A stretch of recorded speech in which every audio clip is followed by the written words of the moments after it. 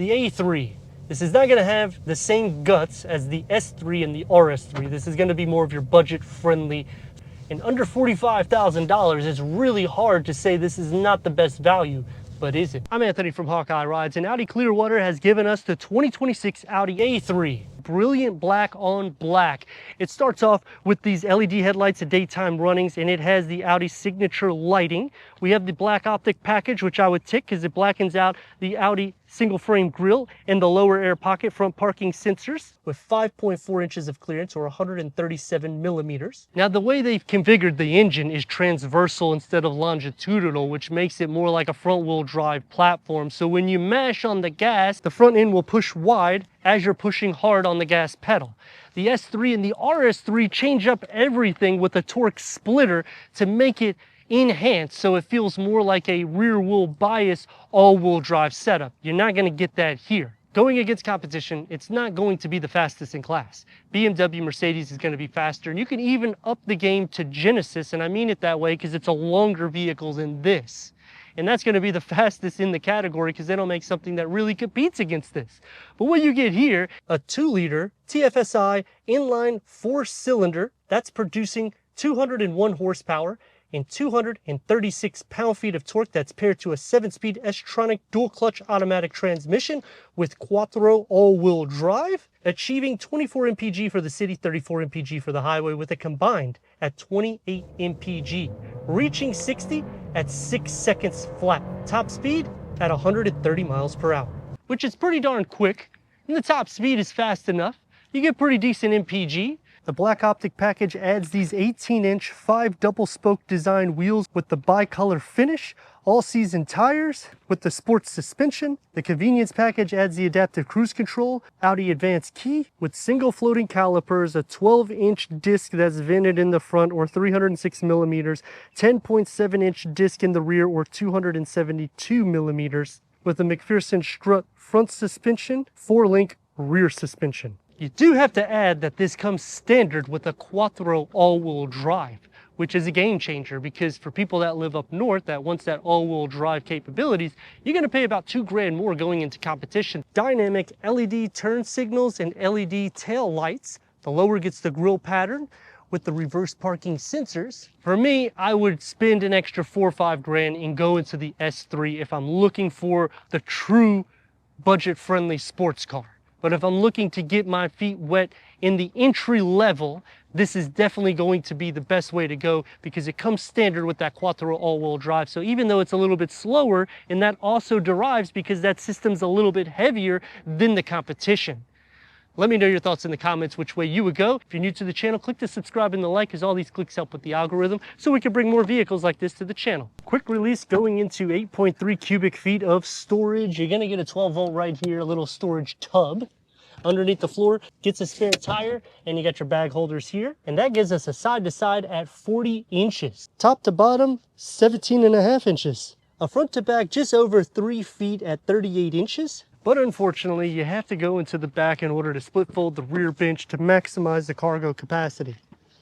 And that will fold down at a 40-60 split to max cargo capacity. We should go inside, start it up so you can hear the exhaust note.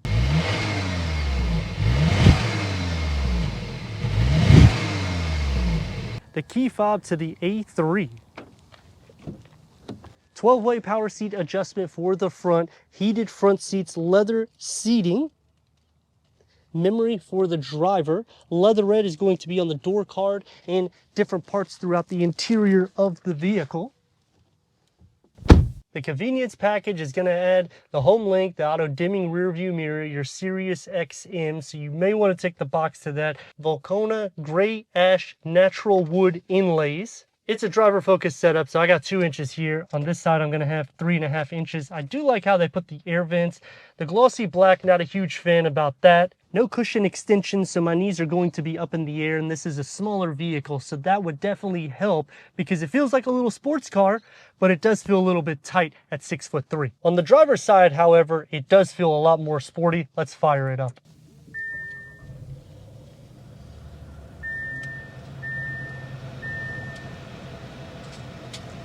12.3-inch Audi Virtual Cockpit that can go through an array of different content for the driver, including the navigation. You could zoom in, you could zoom out, do all those good things.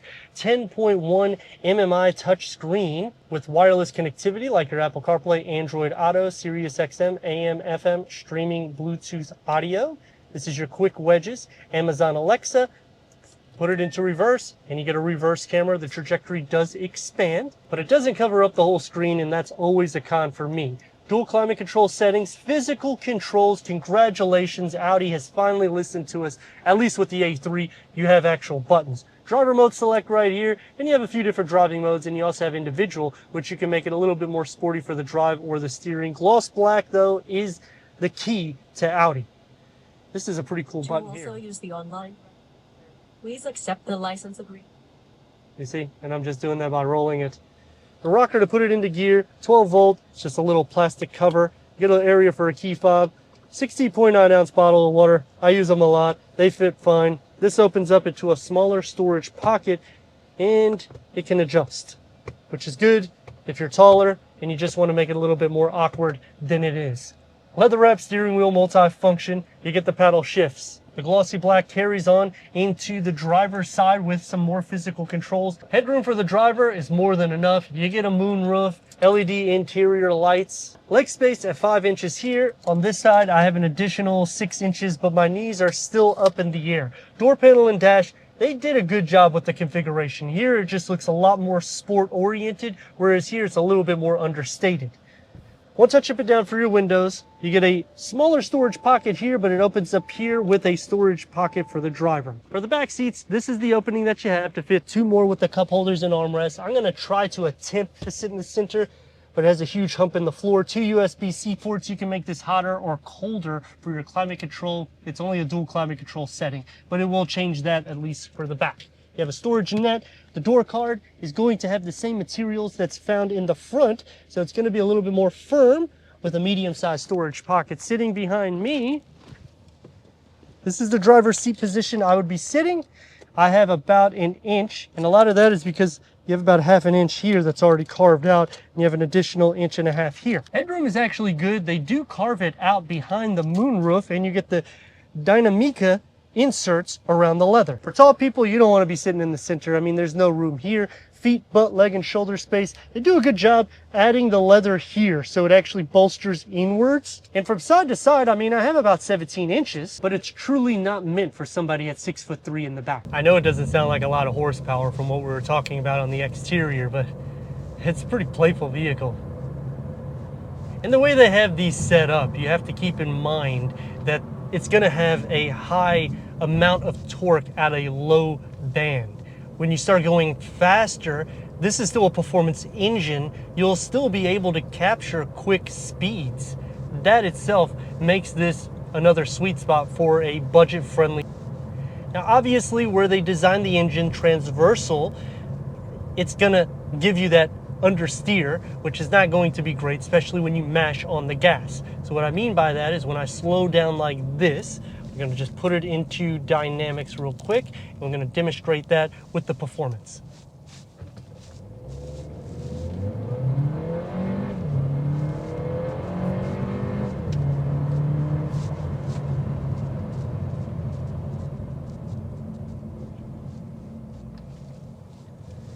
You'll have the steering wheel move a little bit. That's what happens. Braking on the vehicle is good. Performance is good. The seat comfort isn't bad. It's very tight. So if you are over 6 foot tall, you may want to consider graduating to a larger, even though this is a very budget friendly. It's under 45 grand. It's really hard to get something that inexpensive with this much performance. Even though 201 horsepower isn't a lot, it's the 0 to 60. That's really where it changes the ball game and your top speed. Road noise filters in quite a bit, and it's a dual clutch automatic transmission. So if you're not familiar with that, you can feel jerks here and there. And you're not going to want to take bends in the road too hard because you can slide off. And this is just in comfort mode. So I'm going to slow down. We're going to let it go back into a lower RPM. Now we're going to give her a go.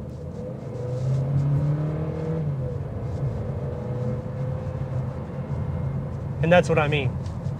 You have a little bit of turbo lag, which is to be expected. It's an inline 4-cylinder. But for the most part, it's cleaned up. You're gonna feel a lot of the imperfections. This does have a sport tuned suspension because of the black optic package. Even though you have a 4-link rear suspension and multi-link McPherson strut front suspension, which does a great job with the way it handles in with the bumps, you're still gonna feel it coming into the cabin. You got larger wheels also because of that black optic package. Sound deadening, I wish was a lot more cleaned up, especially because we are hovering near a 45 grand price and this is an Audi, it's not a Volkswagen.